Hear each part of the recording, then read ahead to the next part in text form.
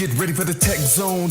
Wednesdays, 3 p.m. Pacific Time Zone. Add the app to your cell phone. Paul Amadeus Lane Zone.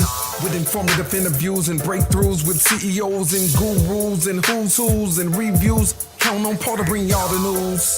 Yeah, he done paid dues and never snooze, refused to lose and stayed humble and still played by the rules.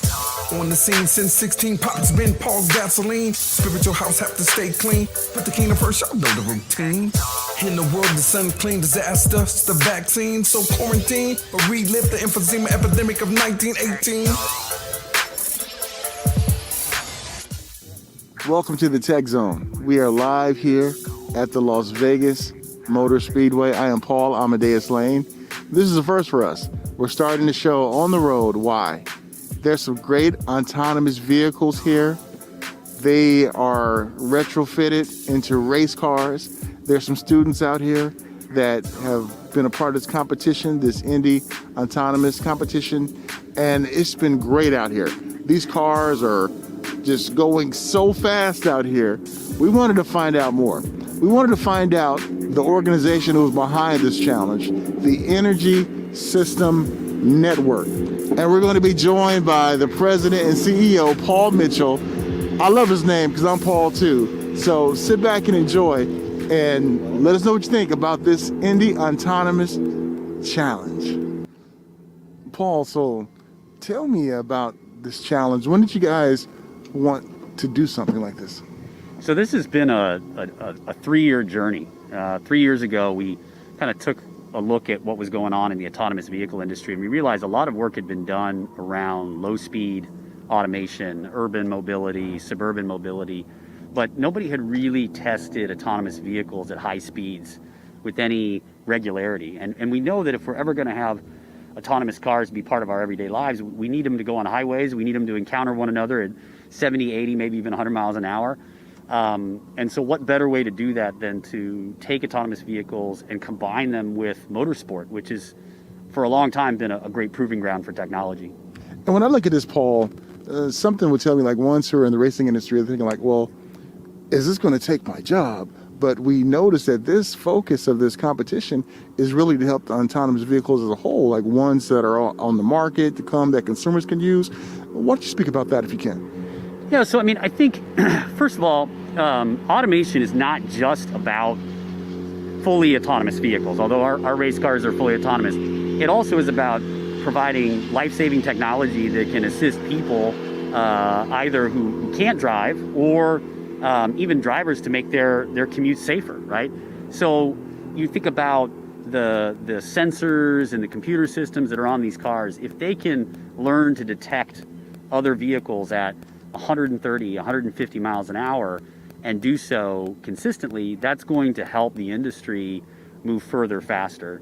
And in terms of motorsport, you know, my hope is that some of the technology on these vehicles make their way into IndyCar or into Formula One and actually empower race car drivers to go faster. I'd love to see a 300 mile an hour race car driver, but to do that, they need extra safety precautions, right? It's not safe at that speed. But if we give them more perception technology, we give them more safety systems, maybe they can go that fast. Paul, I'm glad you shared that, because we know safety is key in any sport, especially when it comes to racing. And when you look at just the talent that's in this competition, how did you guys recruit that talent? So we use the power of prize competitions, right? And we took a page from the DARPA Grand Challenge, which was run in 2004, 2005 as a university-based prize competition. And we basically took that formula and brought it back to life in this Indy Autonomous Challenge with $1 million prize. All of our teams are university-based. Originally, 41 universities signed up from 11 countries. That came down to 18 universities that make up 9 teams from 8 countries. I think we would have had more if it wasn't for the global pandemic that we've all been dealing with. But definitely some of the best and brightest computer science, AI, machine learning, engineering minds are here, dedicated to this competition, and have been for the better part of 2 years. Speaking of COVID in particular, how did the teams work together during COVID? Did they unleash the power of virtual Absolutely. camaraderie? Yeah, so interestingly, and we didn't plan it this way, the first year of the competition was always intended to be virtual. So teams were competing on computer simulators, and we had hackathons where teams would essentially, go up head to head, but in a virtual simulation environment. And it just so worked out that simulation phase was during the worst part of the pandemic, when there was just no way to bring people together. And then in May of 2021, so just last May, that's when teams started to gather in person. We built these amazing $1 million plus race cars, and they began on-track testing. But it was difficult. We had to get teams over here from countries that still had travel restrictions. We had to use special academic visas and just about any way we could to get people into Indianapolis, where they stayed for the summer. And really, they kind of lived with one another, and they were at the track every day. They didn't do a whole lot of other things. And so maybe it helped a little bit in the sense that it gave them a lot of focus. And looking at your background, is this something that you thought about years ago to do something like this? Or when did you think about this project and having it come to fruition? Yeah, I don't know that I had thought about this particular project years ago, but I have the pleasure of leading an organization called Energy Systems Network, and we're the organizers of the Indy Autonomous Challenge. But for the last decade, we've worked on projects that involve government, academia, and industry coming together to push boundaries on technology innovation, whether it's renewable energy or electric vehicles or smart grid technology, and now, of course, autonomous vehicles. So I've always been passionate about that intersection of technology innovation and government and industry working together. And that's really what made this possible. This is not a university competition. This is not an industry competition. This is not a government competition. It's really all three coming together, and we just don't see enough of that today. So I'm just proud that we were able to pull it off. And looking at your background too, when you worked in the governor's office, I did, yeah. in Indianapolis, Indiana, Yeah. I'm sorry, and just that experience you have that you brought to the table is really amazing. What's been the most challenging part of this competition over the last few years? We know COVID came and kind of threw a wrench in certain things, but what's been the most challenging part? So, I mean, certainly COVID has been the most challenging, okay? But if I look at other challenges that we've had, I don't think we fully understood the challenge of these vehicles and just how complex it would be to build the autonomous race cars. We knew that the teams would compete on the software that would pilot the race cars, but getting 5, 6, even 9 race cars that are identical, that have all the hardware and software all working together. So it was maybe we underestimated a bit the sort of idea that there were 2 grand challenges: building the race cars that were capable of being autonomous, and then having teams design the software that could pilot those race cars. And lastly, what is it like being here at the Super Bowl of technology here at CES and just showcasing just wonderful innovation with this wonderful talent? Well, CES has just been an amazing platform. We unveiled our car at CES 2021, the virtual CES, and so it just made sense to come back here for 2022 in person. I know that's maybe a little bit less attendance than we had planned for, but it means everything. I mean, it's a great audience. It brings global media together, and it's an audience that really understands this technology and understands how important it is, and can appreciate the talent and the technology that's involved. A little different from sort of traditional motorsports fans who you maybe say, why aren't these cars fast enough, or why aren't they going faster? So I'm just excited to be part of CES.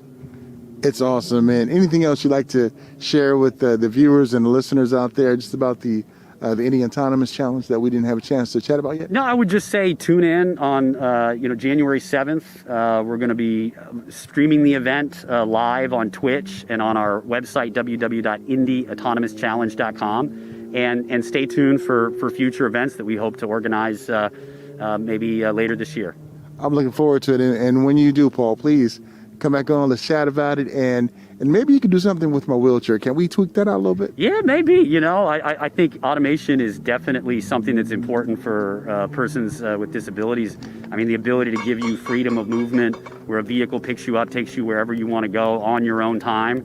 That is a big use case that we all should strive for, and hopefully some of the technology that we're working on makes that a reality in the future. I totally agree. And Paul, you talked about fast speeds, hopefully one day getting to 300 miles per hour. Yeah. What's the fastest you ever been in any race car? Me personally? Yeah. I've been over 200 miles an hour in a two-seater Indy car. So I've experienced that. They've got a couple of two-seater Indy cars where you can take a ride, and actually I think just today we did a press release, so it's now public, that we did break the land speed record with one of our race cars for an autonomous car at over 175 miles an hour. So these cars have been 175 miles an hour faster. How was that rush going 200 miles per hour?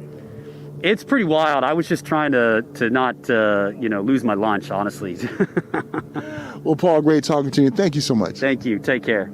Well, I loved my conversation with Paul, just to chat about this competition, this immensely talented group of students out here from all these various universities, and really what they plan to accomplish here when it comes to autonomous vehicles.